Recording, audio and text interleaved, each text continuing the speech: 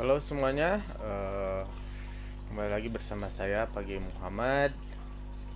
Teman-teman, di pertemuan kedua ini kita akan membahas tentang pengertian dasar komunikasi ya. Jadi kita akan melihat apa definisi komunikasi, terus proses komunikasi, dan lain sebagainya. Oke.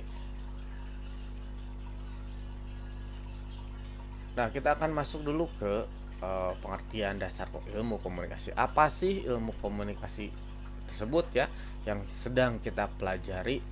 Apa sih pentingnya belajar ilmu komunikasi ya? Walaupun kita dalam keseharian bahkan hampir 70% dari kegiatan kita atau waktu yang kita habiskan dalam kehidupan sehari-hari itu 70%-nya dalam penelitian itu dihabiskan untuk berkomunikasi. Jadi komunikasi kita lakukan setiap hari, hampir setiap waktu. 70% kita habiskan dalam kehidupan kita, dari kecil sampai sekarang besar mungkin ya, sampai tua nanti dan lain-lain sebagainya. Nah, kenapa sih kita harus mempelajari ilmu komunikasi bahkan di tingkat universitas? Walaupun itu kita lakukan setiap hari, bahkan setiap hari kita lakukan. Dan apa sih pentingnya belajar ilmu komunikasi ya? Nah, kita masuk dulu ke definisi komunikasi ya. Jadi biasanya kenapa harus definisi dulu, agar kita tahu apa yang kita bahas ya, dan apa batasan pembahasan kita tersebut. Jadi kita tidak melebar ke manapun ya. Jadi makanya kita akan membahas dulu apa sih yang namanya komunikasi ya. Oke, secara garis besar ada tiga ide besar, atau tiga definisi besar, atau tiga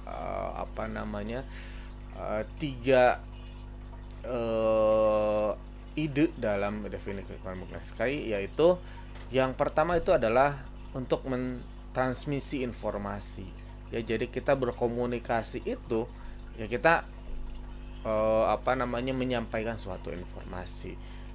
Misalnya ada yang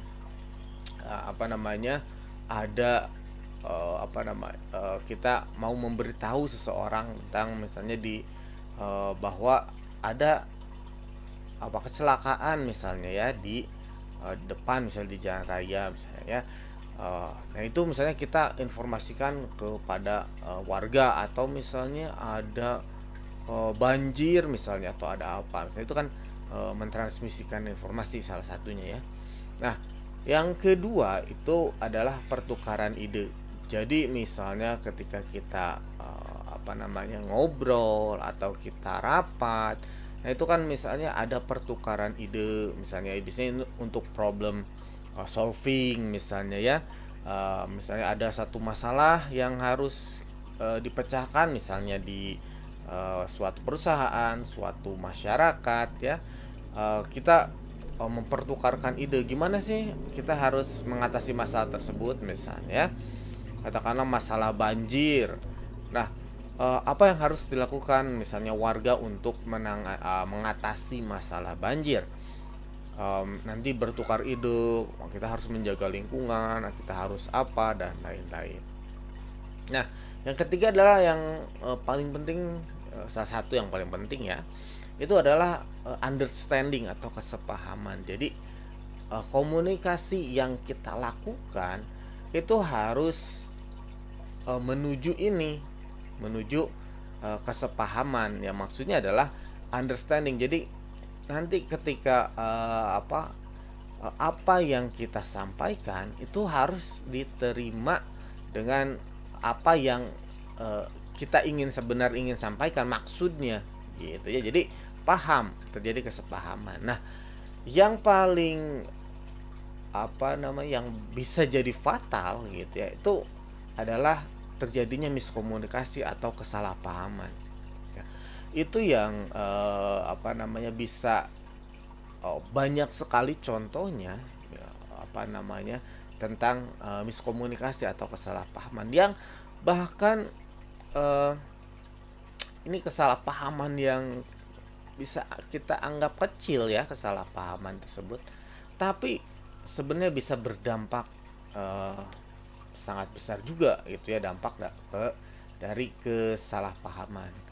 Misalnya di Indonesia dulu ketika apa namanya, dulu VOC ya datang ke Indonesia dari Belanda ya, tentara Belanda datang ke Indonesia. Mereka datang ke daerah Madura ya dulu itu. Jadi mereka apa namanya ya ingin kerjasama aja, karena VOC kan apa namanya, perusahaan dagang ya, Hindia Belanda ya. Kalau mereka bisa apa namanya kerjasama agar sama-sama enak gitu kan, apa namanya, mereka kan perlu rempah-rempah dari Indonesia gitu ya. Nah, jenderal dari VOC itu dia apa namanya menemui Raja Madura ya. Dalam adat Barat ya, atau adat Eropa lah gitu ya. Dia datang jenderal Belanda itu, terus bertemulah dengan raja dan ratunya, Ratu Madura waktu itu. Nah, untuk menunjukkan rasa hormat, biasanya orang-orang Eropa kan mencium tangan apa namanya, perempuan tersebut gitu ya, untuk menunjukkan rasa hormat ya. Nah, itu juga dilakukan oleh apa namanya, oleh jenderal Belanda itu. Dan ketika dia melakukan itu, Raja Madura itu jadi marah sekali, dan dia mengambil kerisnya, terus apa namanya, menghunuskannya ke jenderal Belanda itu sampai mati. Dan dari situlah terjadi peperangan antara tentara VOC dan apa kerajaan Madura waktu itu. Nah, itulah kesalahpahaman. Niatnya bahwa tentara apa namanya, jenderal Belanda itu adalah menghormati apa namanya, ya menghormati lah raja apa Madura tersebut ya, dengan mencium tangan apa namanya, ratunya gitu kan. Itu kan lazim kalau di Eropa ya. Tapi di Indonesia budayanya beda. Ini orang asing ngapain datang-datang ketemu cium-cium ratu saya gitu kan. Nah, itu kan eh, suatu budaya yang beda gitu ya. Nah, itu mungkin nanti akan lebih kita bahas di komunikasi antar budaya ya. Jadi nah itulah kenapa kesepahaman menjadi poin yang salah satu poin yang penting dalam komunikasi. Oke. Nah, beberapa ahli ini mempunyai definisi yang berbeda-beda ya. Jadi apa namanya, definisi komunikasi tidak selalu sama, tergantung pada biasanya akan tergantung pada background keilmuan dari apa namanya yang memberikan definisi tersebut ya. Misalnya ada Rogers, terus ada Hofland apa dan lain-lain ya. Mereka itu memberikan definisi komunikasi itu yang berbeda-beda tergantung apa namanya latar belakang keilmuan mereka ya. Jadi para ahli ilmu komunikasi itu tidak sama dalam mendefinisikan ilmu komunikasi. Misalnya para apa namanya ahli bapak komunikasi atau ahli komunikasi yang mempunyai latar belakang psikologi, nah itu akan punya definisi yang berbeda dengan mereka yang misalnya yang punya latar belakang komunikasi terhadap seperti apa yang latar belakang IT mungkin ya, atau bukan IT, latar belakang teknis ya dan lain-lain. Nah, tapi dalam setiap definisinya pasti ada satu kesamaan, yaitu tentang penyampaian dan penerimaan pesan, message ya, gitu ya. Dari beberapa literatur yang ada, nah, Rogers dan Muhyana menyampaikan ada setidaknya 25 definisi komunikasi ya. Tapi sebenarnya sangat banyak definisi komunikasi, bahkan yang paling uh, Yang paling rajin itu mengumpulkan definisi komunikasi itu adalah Van Hofland. Saya agak lupa nih namanya. Jadi sebenarnya sangat banyak sekali definisi komunikasi ya. Oke, kita lihat beberapa definisi komunikasi ya. Yang pertama apa namanya? Menurut Everett ya, Everett M. Rogers, jadi komunikasi itu sebagai proses pengalihan ide dari satu sumber ke sumber yang lain, atau dari komunikator ke komunikan yang dengan maksud mengubah perilaku penerima. Nah, gitu ya.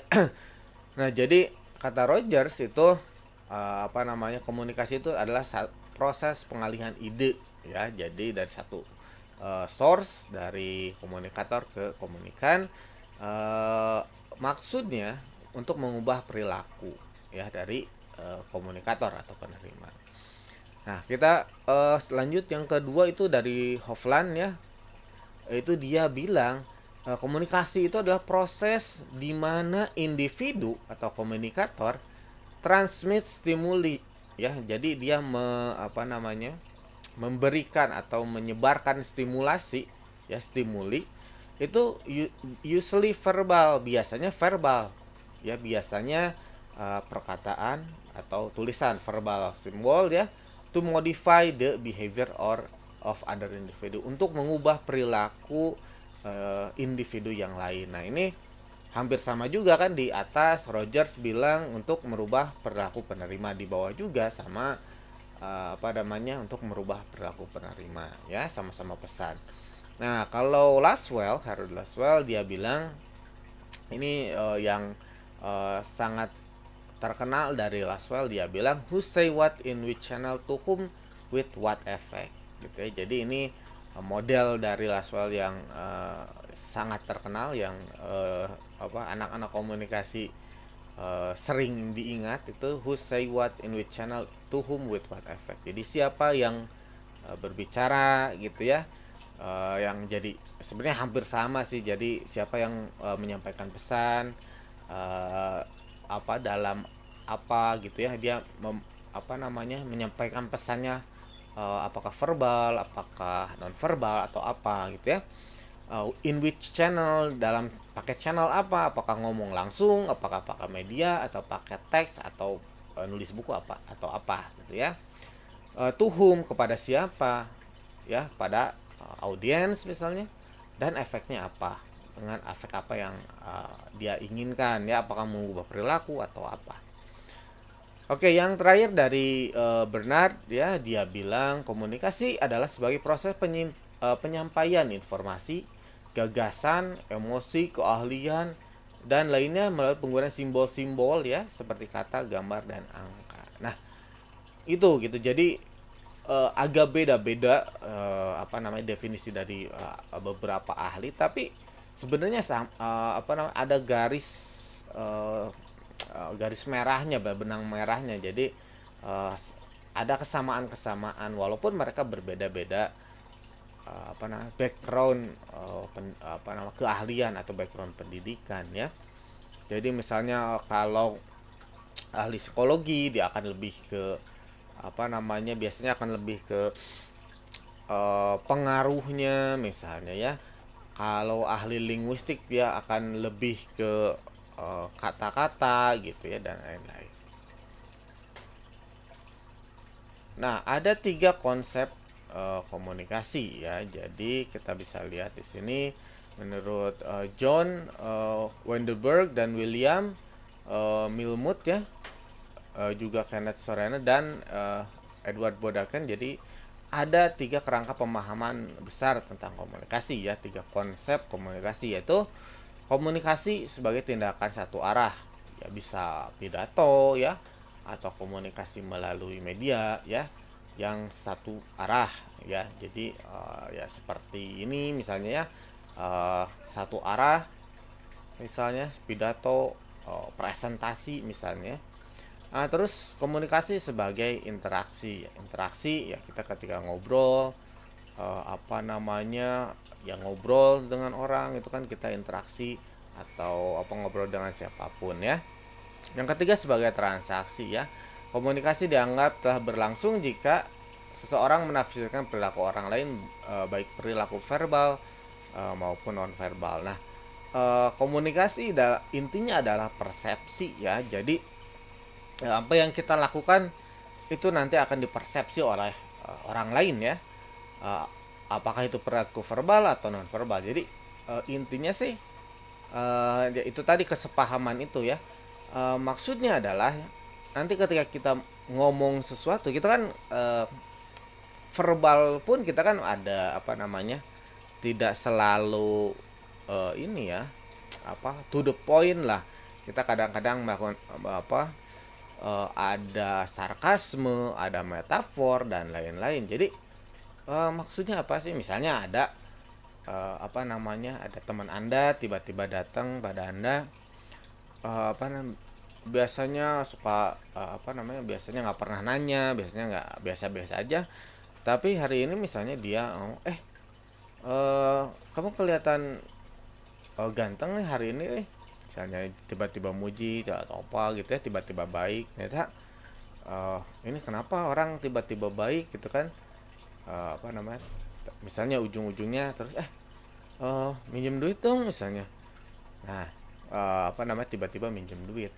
Nah, itu kan apa namanya tidak langsung ya. Jadi kita harus ada perilaku verbal dan nonverbal yang harus kita analisa kan. Kenapa sih orang ini biasanya nggak pernah nanya, nggak pernah apa, tapi tiba-tiba sekarang baik nanya dan lain-lain gitu ya. Jadi kita harus punya persepsi terhadap sesuatu ya. Nah, ini adalah proses dari komunikasi. Nah, jadi proses sederhana ilmu komunikasi ada seperti ini. Uh, Sender atau komunikator mengirimkan pesan. Pesan itu kita encode dulu. Encode itu kita susun dengan kata-kata misalnya ya, itu men-encode message gitu ya. Kita misalnya kita mau lebih mudahnya agar lebih mudah dipahami misalnya ya, kita Anda misalnya mau menyatakan rasa cinta Anda terhadap apa pacar Anda, atau bukan belum pacar ya, misalnya Anda mau menyatakan cinta pada orang yang Anda sukai. Nah, Anda kan biasanya akan memikirkan dulu kata-kata apa yang akan saya katakan ya, gitu ya. Jadi Anda si sender, Anda sebagai sender yang akan menyatakan cinta itu akan menyusun dulu kata-katanya ya, pesan-pesannya. Saya ngomong apa dulu gitu ya, apa gitu ya, pembukaannya apa atau apa segala macam. Nah, Anda encode dulu message-nya, disusun segala macam. Nah, terus nanti saya nyatainnya atau mau ngomong langsung, mau via apa video call atau apa, pakai apa channelnya. Nah, ini pilih channelnya, mau ngomong langsung, mau pakai surat, mau pakai text message, mau pakai apa channelnya gitu ya untuk mengirimkan message tersebut. Nah, terus nanti ketika kita sudah mengirimkan pesan tersebut, sudah Anda nyatakan perasaan Anda, maka akan didecode sama si receiver ini ya, sama orang yang Anda tuju ya.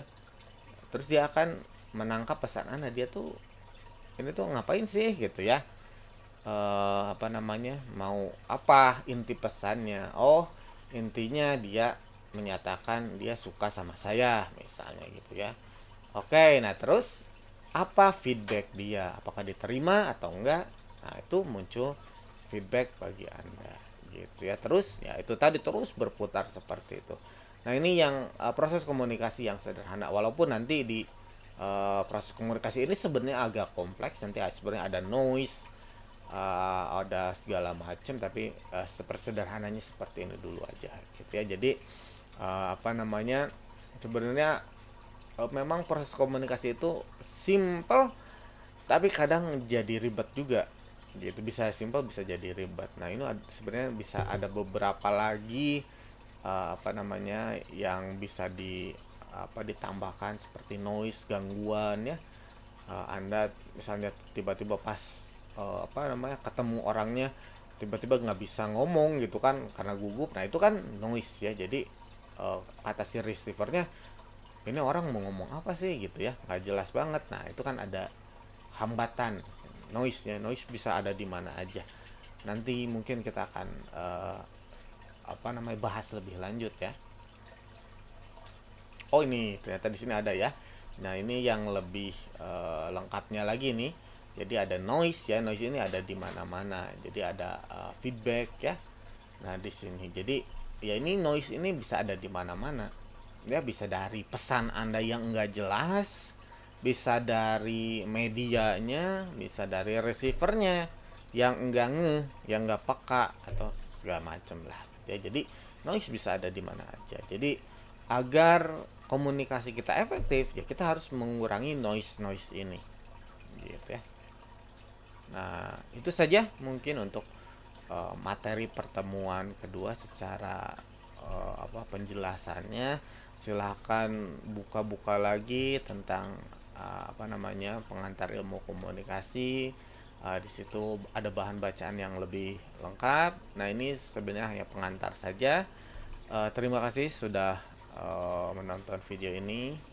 Kita ketemu lagi di pembahasan materi yang selanjutnya.